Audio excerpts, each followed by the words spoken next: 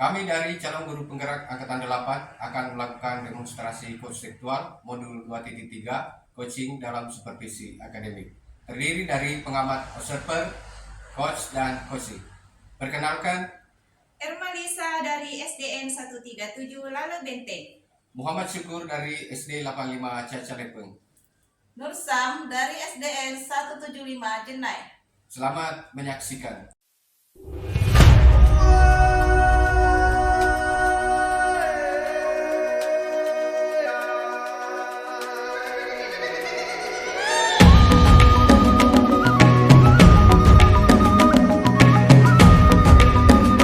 Assalamualaikum. Bagaimana kabarnya nih Pak Syukur? Waalaikumsalam, alhamdulillah baik. Kalau ibu bagaimana kabarnya? Alhamdulillah saya juga baik Pak. Sebelum kita melakukan coaching, sebagai awal saya akan mengajukan beberapa pertanyaan sama Pak Syukur. Ya. Pertama-tama kita mendiskusikan tentang rubrik penilaian kita hari ini. Baik pada coaching hari ini, coach dan coachee akan saya amati hari ini Pak Syukur. Apakah sudah sesuai dengan alur kita atau belum? Bagaimana Pak Syukur memberikan pertanyaan berbobot pada coach? Kemudian bagaimana coach merespon pertanyaan dari coach? Kemudian jangan lupa disesuaikan dengan prinsip coaching, yaitu yang pertama kemitraan, yang kedua adalah kreatif dan memaksimalkan potensi. Nah, yang akan saya tanyakan yang pertama yaitu kompetensi apa yang akan dikembangkan pada coaching kali ini Pak Syukur? Oh ya, baik Bu. Kompetensi yang ingin saya kembangkan yaitu mendengarkan aktif dan meningkatkan pertanyaan yang berbobot. Baik, mendengarkan aktif dan meningkatkan pertanyaan yang berbobot. Kemudian yang kedua yaitu kompetensi mana secara spesifik yang ingin diobserver pada coaching kali ini? Kompetensi yang ingin dikembangkan secara spesifik di sini dalam observer yaitu mendengarkan aktif dan memberikan pertanyaan-pertanyaan yang berbobot. Ya, baik, ada dua ya. Iya. Sekarang pertanyaan yang ketiga yaitu indikator apa yang ingin atau tujuan apa yang ingin dicapai Pak Syukur pada coaching kali ini? Saya ingin Bu, coach saya ini menemukan solusi dari permasalahannya atau menemukan langkah-langkah dalam mengatasi permasalahannya. Begitu. Baik, demikianlah observasi kali ini. Silakan Pak Syukur melanjutkan coachingnya pada coach. Oh, iya. Baik Bu, terima kasih. Assalamualaikum Pak. Waalaikumsalam. Begini Pak, seperti yang saya sampaikan tadi pagi, ada yang ingin saya bicarakan dengan Bapak. Oh iya Bu, apa yang ingin bicarakan dengan saya? Jadi begini Pak, akhir-akhir ini saya kesulitan dalam melaksanakan tugas saya Pak. Kalau boleh tahu kesulitan apa yang Ibu rasakan? Saya kesulitan dalam mengatur waktu saya Pak, karena selain sebagai guru, saya juga mendapatkan tugas tambahan sebagai bendahara BOS Pak. Oh iya Bu, Ibu merasa kesulitan dalam mengatur waktu karena adanya tugas tambahan ya? Iya Pak, selain itu Bapak kan tahu saya sebagai guru harus melakukan tugas pokok saya, tidak hanya mengajar,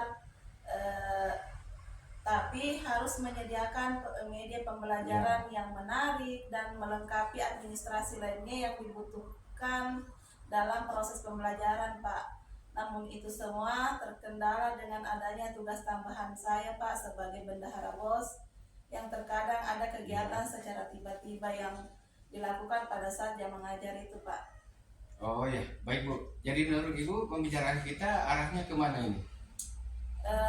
Pembicaraan kita hari ini Pak, saya ingin bertanya kepada Bapak bagaimana solusi yang tepat supaya saya bisa membagi waktu dengan baik agar saya bisa melaksanakan tugas pokok saya di sekolah dan dapat melaksanakan tugas tambahan saya Pak. Oh, nah kalau seperti itu, saya mau tanya dulu sama Ibu Nur, apakah Ibu pernah mengalami hal seperti ini sebelumnya? Sebelumnya Pak, saya pernah mengalami hal seperti ini Pak. Tapi Iya. kegiatannya sedikit berbeda Pak. Wah, apa yang ibu rasakan pada waktu itu? Yang saya rasakan pada saat itu sama yang seperti yang saya rasakan saat ini Pak, yaitu perasaan cemas, takut tidak dapat melaksanakan tugas dengan baik itu Pak. Begitu ya Bu. Tapi apakah ibu dapat menyelesaikan tugas ibu dengan baik dan lancar? Alhamdulillah Pak, sejauh ini semuanya dapat saya selesaikan dengan baik Pak. Oh iya. Nah, bagaimana cara ibu mengatasi masalah tersebut agar tepat terselesaikan dengan baik, Bu? Caranya saya memetakan prioritas Pak, di mana tugas apa yang harus saya kerjakan saat ini dan tugas apa yang saya bisa kerjakan besok hari atau di lain waktu. Jadi tidak dikerjakan secara bersamaan seperti itu Pak. Wah, bagus sekali itu Bu. Karena ibu dapat memetakan prioritas, di mana tugas apa yang harus ibu kerjakan terlebih dahulu. Selain itu, apakah ada hal lain yang Ibu Nur lakukan? Saya juga membuat catatan atau agenda harian Pak, Iya. mengenai tugas apa yang akan saya kerjakan hari itu dan tidak melakukan sistem penundaan Pak. Artinya jika bisa saya kerjakan hari ini maka saya kerjakan, tidak harus menunggu besok baru mengerjakannya Pak. Wah, hebat sekali yang Ibu lakukan. Agar semuanya dapat terselesaikan dengan lancar dan baik, di mana tugas Ibu yang sangat padat? Iya Pak, akhir-akhir ini kegiatan betul-betul padat sekali. Strategi apa yang Ibu lakukan mengingat tugas-tugas Ibu yang banyak agar dapat terselesaikan? Strategi yang saya lakukan Pak yaitu memetakan prioritas, Iya. membuat agenda harian atau kegiatan harian, serta meminta bantuan dengan teman-teman guru di sekolah Pak. Wah, strateginya bagus sekali Bu. Selanjutnya bagaimana tindak lanjut yang Ibu lakukan setelah membicarakan semua ini dengan saya? Tindak lanjutnya Pak, saya akan mulai memetakan setiap tugas yang akan saya kerjakan dan mulai memilah tugas mana yang akan saya selesaikan terlebih dahulu, Ya. sehingga memudahkan saya dalam membagi waktu Pak. Wah, bagus itu Bu. Memang seharusnya seperti itu Bu. Agar Ibu tidak mengalami kesulitan dalam membagi waktu. Jika Ibu membutuhkan bantuan saya siap memberikan bantuan. Iya Pak, terima kasih banyak Bapak sudah mau meluangkan waktunya untuk saya dan mau mendengarkan keluh kesah saya Pak. Sekarang saya menjadi tahu apa yang akan saya lakukan ketika saya menghadapi masalah seperti ini lagi Pak. Sekali lagi terima kasih banyak. Oh iya Bu, sama-sama. Sukses selalu Bu ya. Terima kasih Pak. Baik Pak Syukur, selamat sore. Pada pasca observasi kali ini, saya melihat Pak Syukur sudah memberikan pertanyaan yang berbobot sehingga si coach bisa merespon pertanyaan dari Bapak.